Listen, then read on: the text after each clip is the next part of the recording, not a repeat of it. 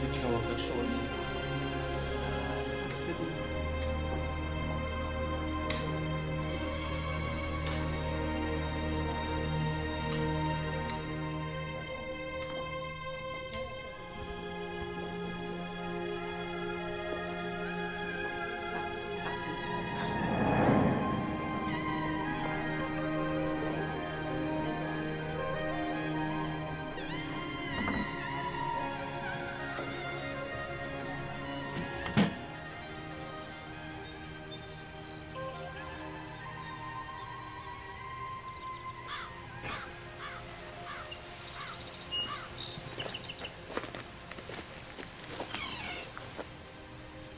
Kommer det bli tomt efter det, Mårten?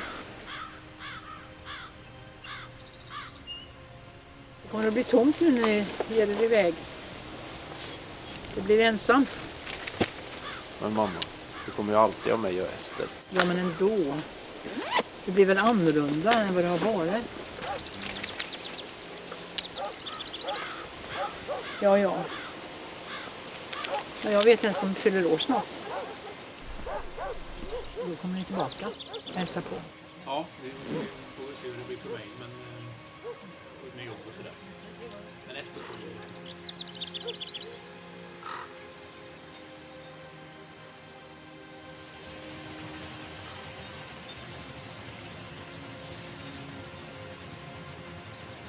Bjurtjärn den 11/7/1987. Käraste Hans. Jag sitter här och försöker skriva ett brev. Det har gått några dagar sedan vi tog avsked i kyrkan. Vårt älskade barnbarn Ester var här och vår son Mårten. Det är någonting märkvärdigt. Jag känner mig bevakad. Det känns som du fortfarande finns här och som om du ser mig. Ibland tycker jag att jag hör din röst.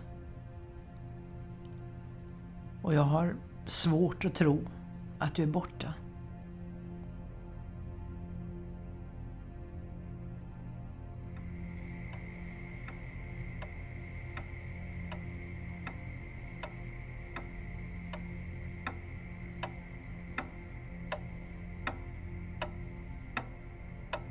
Ibland tycker jag mig höra ljud. På något sätt är det som ett maskineri. Som en stor maskin. Och de där ljuden äter sig in i mina drömmar.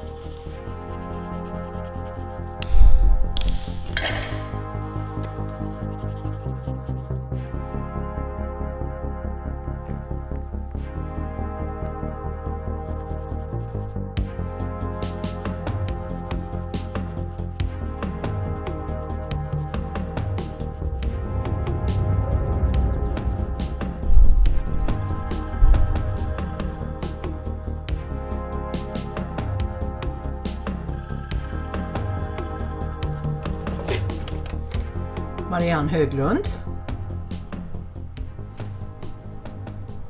Ja, tack ska ni ha. Jaha. Ja, jag förstår. Det ska väl gå bra. När hade ni tänkt att jag skulle komma?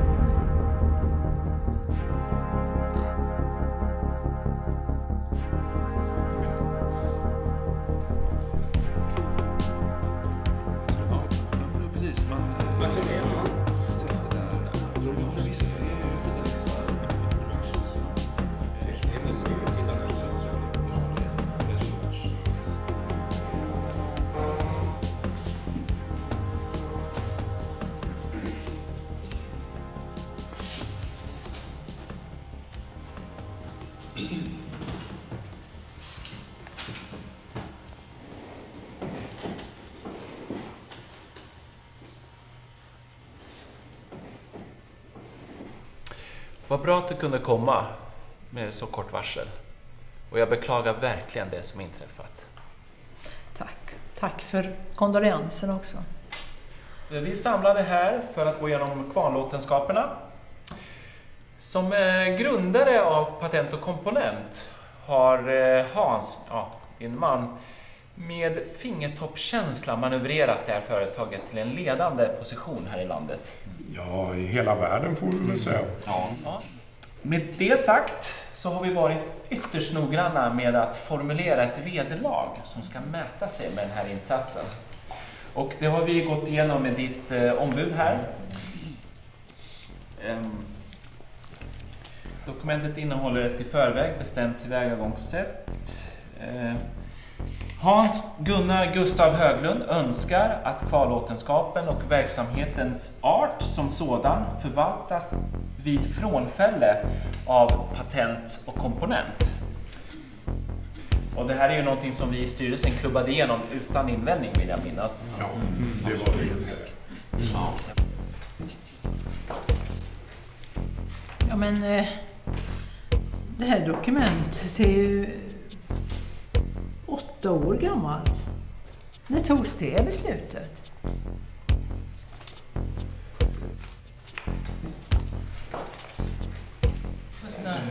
Ja, det måste ju ha tagits innan han började arbeta hemifrån. Jobba hemifrån? Han har väl aldrig jobbat hemifrån?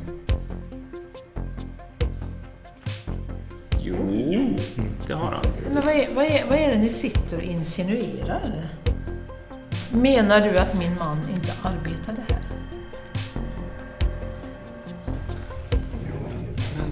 Så tekniskt sett så jobbar han ju här. Men han var ju inte här.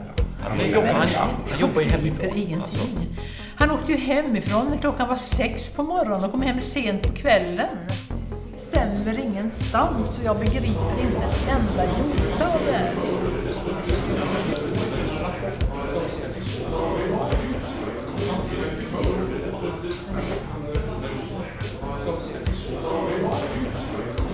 Jag har stor förtroende för honom och hans projekt.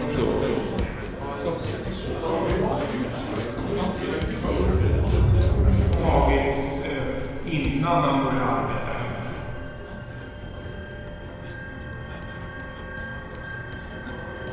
Jag levt på en lögn.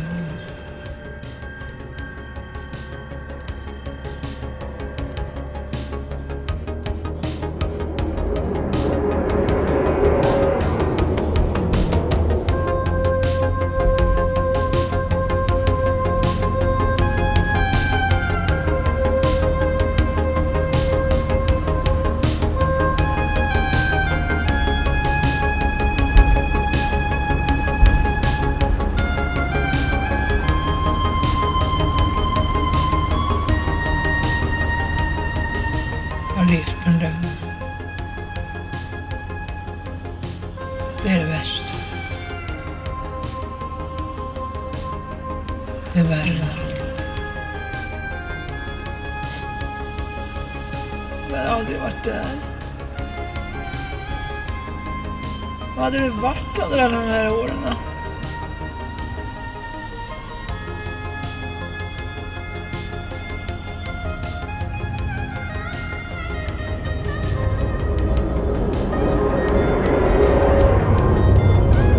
Jag begriper ingenting. Förstår ingenting.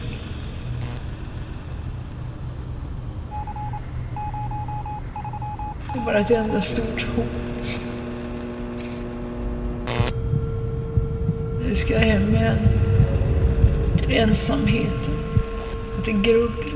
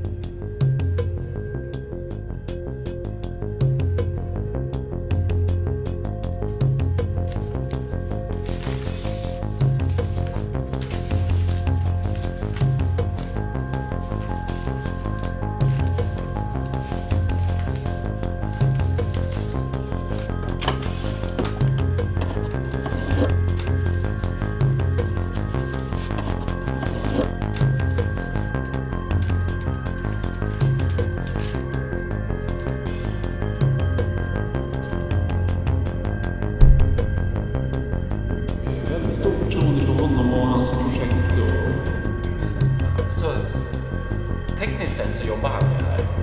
Men han var ju inte här. Han jobbar ju hemifrån. Han åkte ju hemifrån klockan var 6 på morgonen och hem sent på kvällen.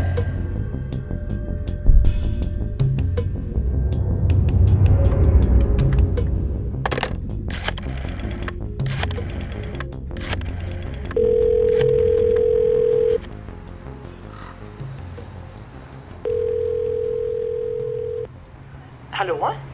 Ja, hej. Mitt namn är fru Höglund. Jo, det är så här att jag tänkte... Jag har hört att ni kan få fram information och hitta svar. Ja, alltså på lite speciella problem. Och... Ja... Jo, ja... Ja, men det kan jag nog hitta. Okej. Ja, jag vet vad det är.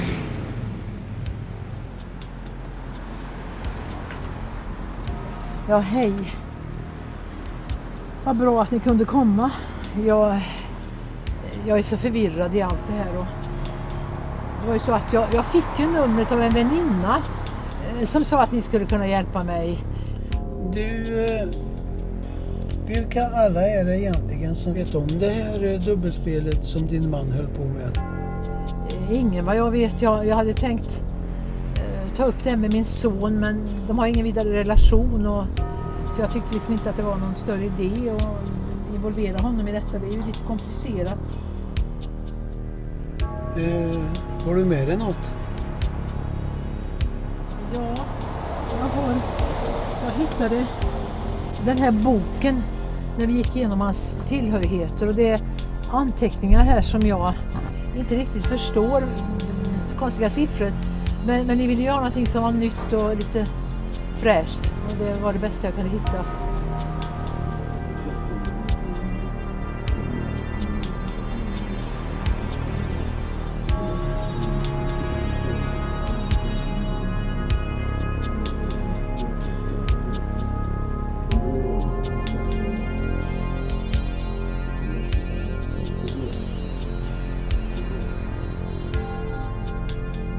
Det blir nog svårt att hjälpa dig med det här. Glöm det här. Ja, men jag kommer ju inte kunna gå vidare. Det förstår ni väl att det går ju inte om inte jag får veta vad som ligger bakom. Det är bara så. Om du vill ha ett svar, då tycker jag ska lyssna väldigt noga. Här en källa rinner, sälj den henne finner. Hon är djup och klar, gömd men uppenbar.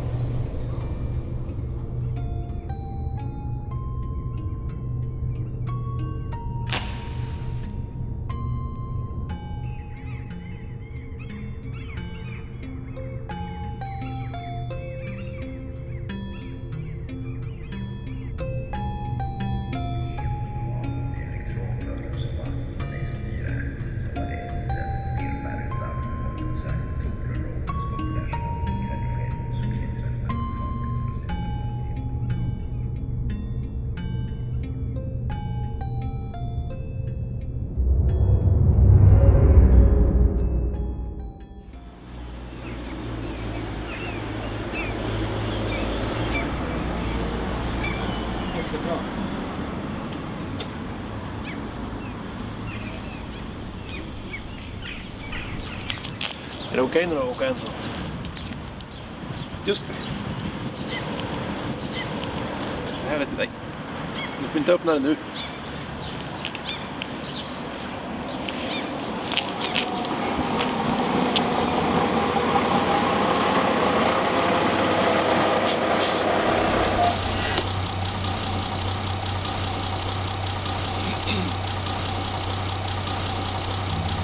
Ska du åka med eller?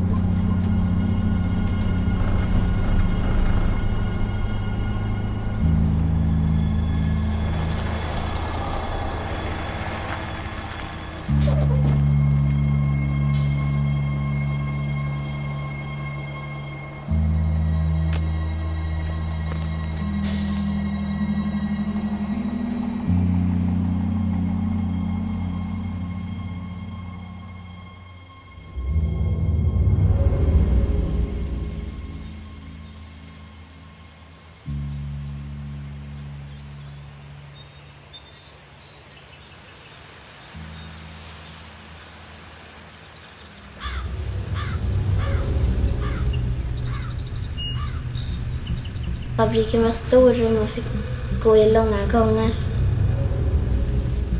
Hemma hos farfar hängde det uppstoppade fåglar i taket. Men sen så dog farfar. Och fabriken stod där och väntade. De kommer tillbaka farmor. Finns en fabrik förstår du? Nej men Ester, du är redan här. Och farmor somnar visst. Men vad i all sin, vad har du gjort? Du är alldeles smutsig. Vad var det du sa om farfar, Ester?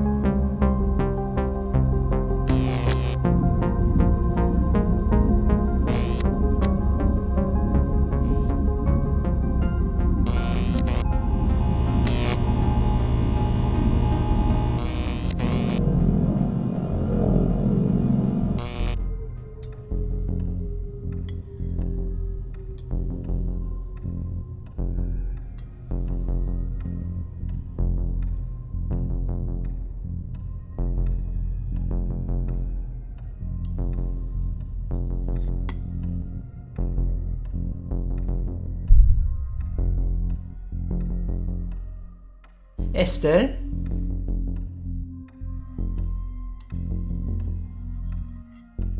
Ester? När du var med farfar på jobbet, vad gjorde ni då? Var var ni någonstans?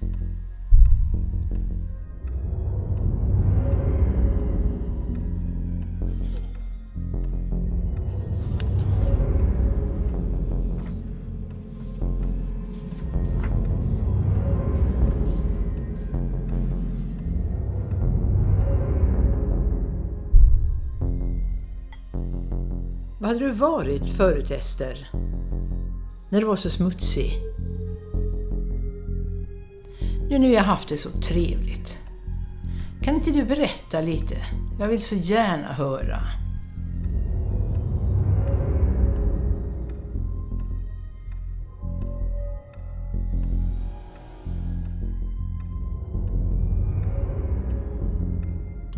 Kan du inte berätta lite för farmor?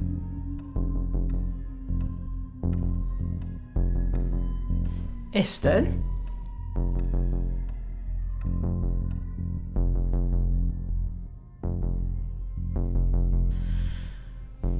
Då Ester, tycker jag så här.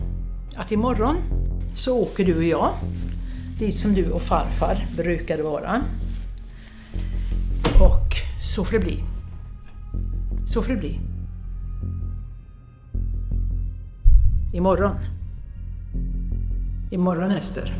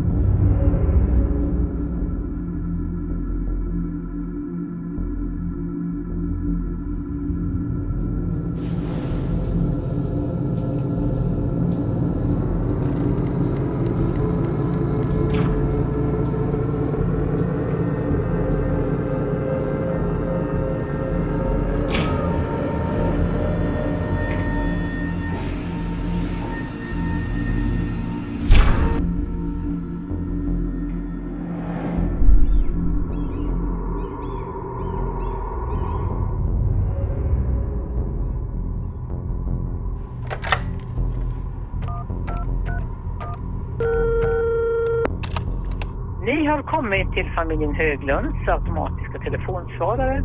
Var vänlig lämna ett meddelande efter tonen. Mamma, det är Mårten. Jag har hittat en bok som det står att du har gjort. Allt som händer i boken, vad är det här? Det handlar om Ester och det handlar om farfar och en fabrik.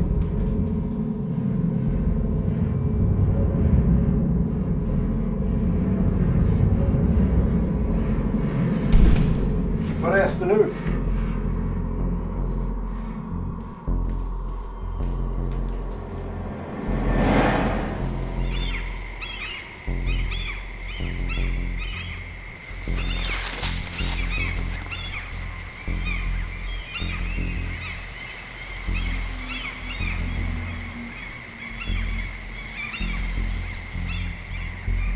Ester!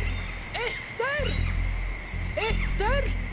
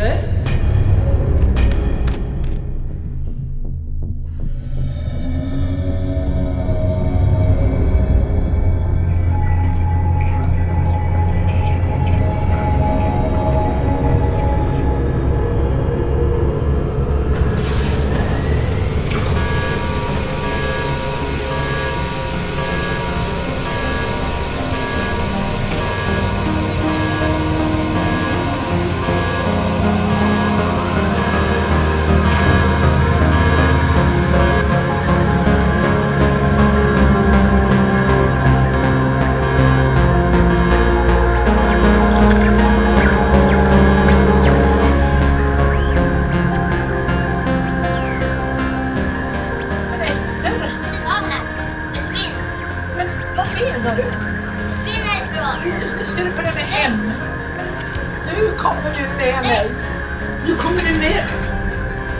Farmor.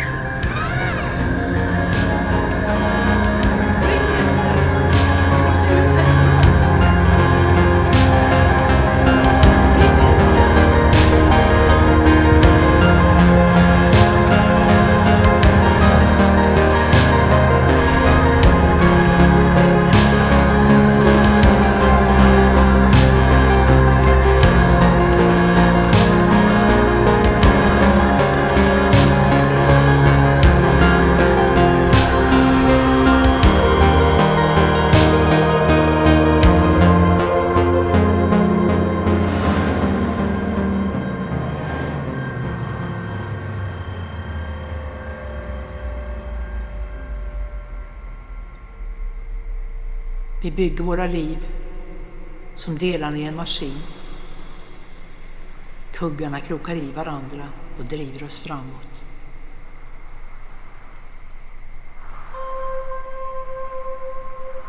Det vi förlorat kan vi aldrig få tillbaka. För oss och för vår sorg tänker jag skriva en bok. Ett äventyr där du, kära Ester, kommer att springa i mörka korridorer och över fält med skrikande fåglar. En bok där du och farfar bygger en fabrik. Så ni alltid kan vara tillsammans. En fabrik där allt är möjligt.